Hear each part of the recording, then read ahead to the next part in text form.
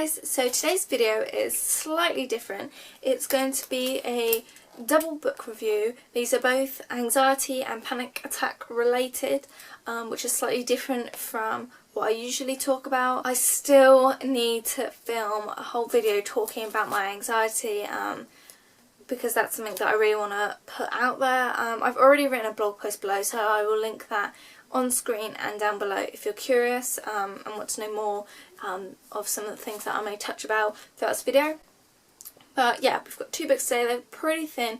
As you can see, I've completely flagged this one so I know things to tell you. But first I'm going to start with my least favourite, which is Anxiety, Panicking About Panic by Joshua Fletcher. I bought both these two on Amazon. This one, the main reason I didn't like it was because it was so scientific feeling. It looked a lot on the medical side of things and the scientific reasons behind some of the things that we're feeling. It's broken up into 4 different parts. So the first part is sort of knowing, do you have anxiety, why are you feeling that way, what's causing it, that sort of thing. So this book is really great if you've just had maybe your first panic attack, or you really don't know a lot about it and you want all of the knowledge possible. But the first question is, do I have an anxiety problem? Well, chances are if you've bought this book you know you've got some sort of anxiety. Part 2 is Anxiety Symptoms Explained, and part 3 it's just anxiety, seeing about habits, helpful advice. Part 4 is an emergency panic attack help page. So I'll go through those a little bit more in a minute. Overall, it just felt very sort of scientific and medical, and I felt like because of that it felt like he was just repeating what he was saying quite a bit, and it just seemed all a bit redundant towards the end. I mean, there are some great things in here, especially a whole list of symptoms. Some symptoms you might get and not even realise it might be down to anxiety. So there is little diagrams in here to make it a little bit more helpful. The overall of this book, it's quite in small little paragraphs, so it's sort of easy to read. Not necessarily if you're having a panic attack, but just for reading it. I've read both of these within sort of 1 or 2 days. They're very quick reads. I'm trying to remember things to say about these because I read them about a couple of weeks ago. I've written a blog post on both of these, which I will link on screen and down below. So if you want to give that a read over on my blog, it might be a little bit more condensed of what my thoughts are because I had notes to write for that, whereas I've got no notes for this video. So one particular thing which I think would be quite useful, and I'd quite like to scan and print out rather than having to take a whole book around with me, and it's part 4, which is the emergency panic attack section. I don't know if you can see, but it's literally just a couple pages that say, like, if you're feeling anxious or you're having a panic attack, just to go through and read it, and it's supposed to help you calm you down. It's supposed to be like reassuring sentences and things that you can just directly go to, and when you need that little bit of direction and if you need someone else to sort of reassure you in a way. So like I said, this book is great if you are a first time anxiety patient, that's not the right word, but if you're first going through anxiety, you don't know why you're having these feelings, you don't know what to do next, you don't know what you can do to help cope with you. This is quite a good book for that in a way. Personally, I'm sort of a couple of years down the line of my anxiety now, so I knew a lot of what's in here, and a lot of what he said has already been mentioned to me, like through counselling or my doctor, such as the fight or flight theory, and different symptoms. I know a lot of my symptoms now. So yeah, just overall I was pretty underwhelmed. I think I gave this 2 out of 5 stars on Goodreads, so I wasn't too impressed with it. The way this book is written, it sort of made me feel like it was being written to people who had either never experienced anxiety before and you were trying to explain it to them, or like I said, people who really have no idea what anxiety is about, and if you're a first time experiencing it. It almost felt like he was just talking to someone who had never had a panic attack before, and like it was as if they were reading a textbook. It was that sort of medical and scientific. And for me it wasn't very personal. There was a couple little things that he put in about his own anxiety, but overall I prefer books like this to be much more sort of personal and sort of sympathetic, and this just didn't really give me that. So on to the better book, which is by Sarah Rayner, and it's called Making Friends with Anxiety. She's written a couple of other books that I actually need to look up. But yeah, as you can see, I flagged it all because there was a lot of great things in here. And this is completely different to the other one. This is so personal, so well thought out in the way that she's done it. I don't know if you can see, but she's even put in bold writing things that are most important. And if you're having a panic attack and you're reading this book, you can just pick out the bold words, because I know, especially for me, I find it really hard to concentrate when I'm having an anxiety attack. And just trying to read a book would be just impossible. So that does help. So it goes through signs of that you're anxious, which if you've picked this book up you probably already know. It goes through different kinds of anxiety, which is something that has never been explained to me. There's post-traumatic stress disorder, obsessive compulsive disorder, there's generalised anxiety, which I think is probably a little bit of what I have, and panic disorder, which again I have panic attacks. I think overall I probably suffer with generalised anxiety, and there's also phobias and things like that. So that was nice to just have an explanation of and be able to sort of almost categorise where you fit in with anxiety.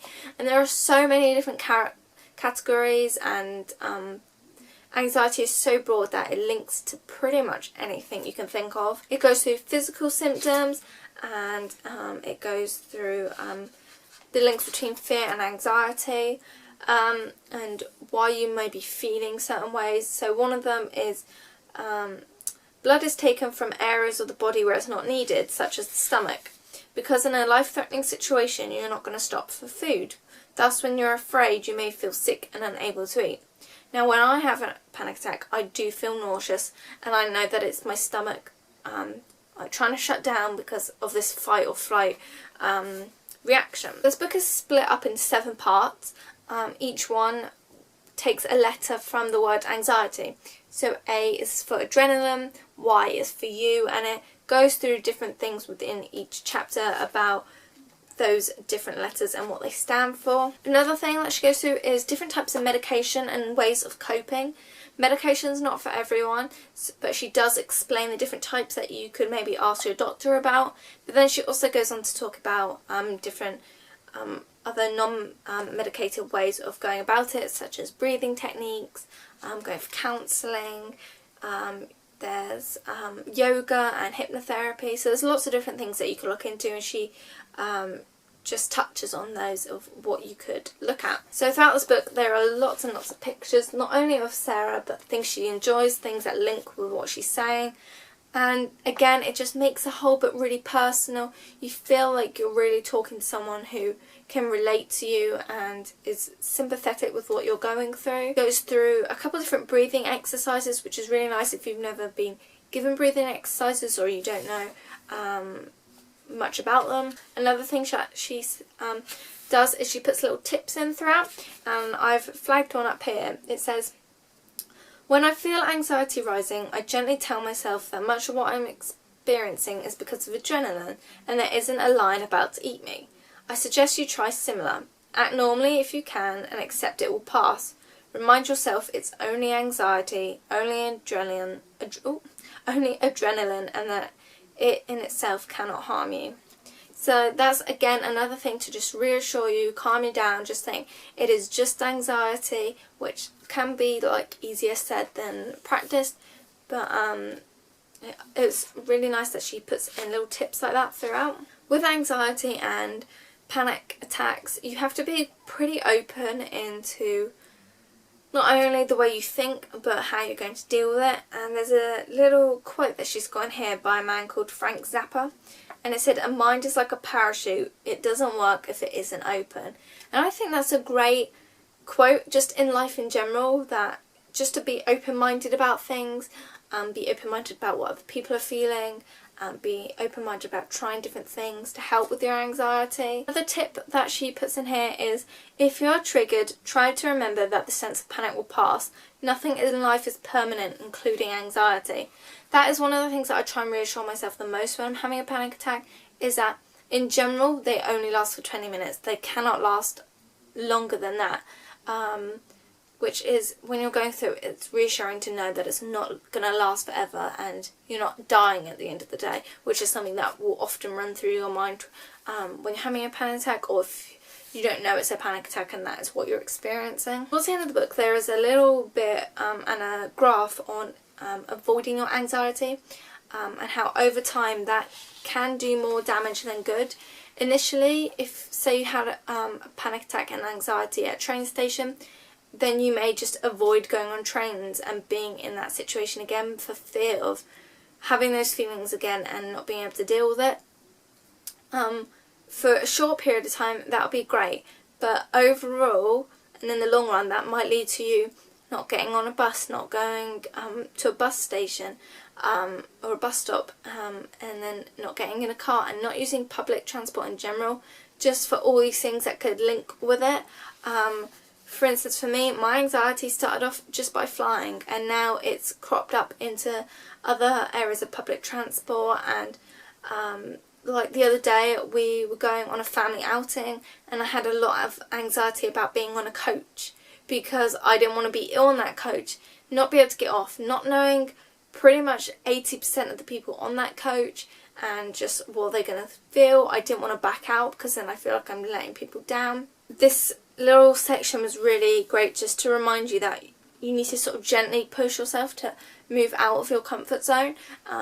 And for me, that's just going to work. Like, just being able to get to work every day is a success for me. Other people, it may seem like a really small, insignificant thing. You just get up and go to work like it's nothing. But for people with anxiety, it can be really, really hard just to leave your house. And that is not a stage that I want to get to. Another point she makes is just to wake up and not think, today I'm going to have anxiety. Today's going to be a crap day. I'm going to feel really anxious. I'm going to have a panic attack.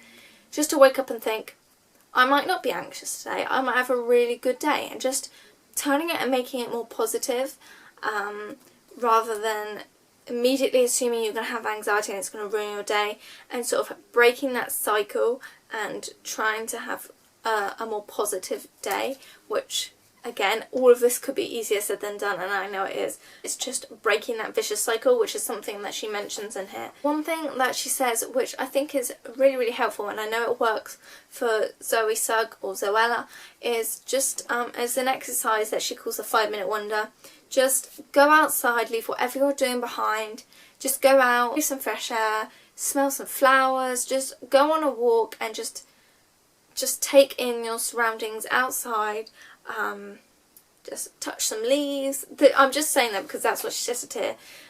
She's put, now experience the wonder around you, look, listen, touch and smell, breathe as deeply as you can, look up at the sky, which is something that can be really calming, and is something I know that Zoella recommends. One exercise that's been told to me a couple of times now, and again Sarah puts this in the book, is when you're having a panic attack or you're feeling anxious, to imagine that it's not you talking to yourself, but it's you talking to a friend who's having anxiety, because you're more likely to be more understanding, more calming and reassuring to them, and it's easier for you to reassure and calm down someone else than it usually is for yourself. So just imagining that it's a friend having the panic attack and you are trying to calm them down. What advice would you give them? And just if it was the opposite way around, how would you deal with them? So that is pretty much all I've got to say about this book. I really enjoyed it. I think I maybe gave it 4 stars on Goodreads. I'm not quite sure. But out of the two, I definitely say pick up Sarah's book. It's a lot more personal and relatable, and there's a lot of great exercises and techniques and tips that you can benefit from. So I hope you enjoyed this double book review today. So let me know if you've read any anxiety books and what ones you recommend, because it's always interesting for me to read up about it and just educate myself more on it. Be sure to check out my corresponding blog post, which I will link below, and I will see you soon. Bye guys!